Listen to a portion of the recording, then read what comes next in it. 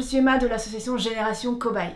Depuis quelques mois maintenant, je vis une relation passionnelle avec Gunther, mon nouveau mec. Ce qui fait de moi une personne sexuellement très attractive en ce moment. Non, lui c'est pas mon mec, c'est Jean-Claude, juste un mec qui squatte mon appart. Gunther et moi, donc, on consomme des capotes au kilo. L'ennui, c'est que la plupart des préservatifs et lubrifiants contiennent des conservateurs dégueux comme les parabènes, qui sont des perturbateurs endocriniens. Et ça, c'est ni bon pour moi, ni pour lui, ni pour notre fertilité.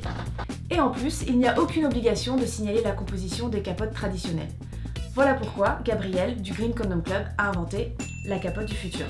Un préservatif sans parabènes, sans goût ni odeur de plastique dégueu, et qui est totalement transparent sur sa composition. Mais aussi sans caséine, une protéine de lait utilisée pour adoucir le latex et le rendre plus flexible.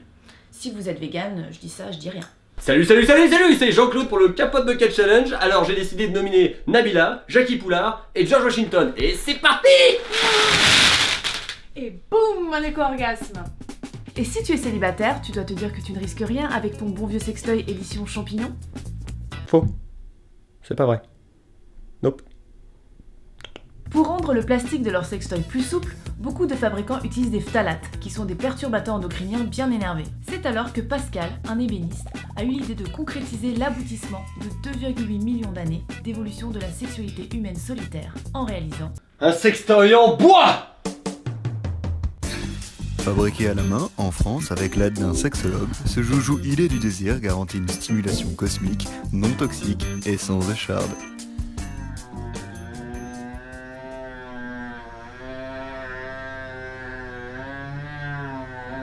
Je peux d'ailleurs vous le prouver tout de suite par une petite démonstration. Non,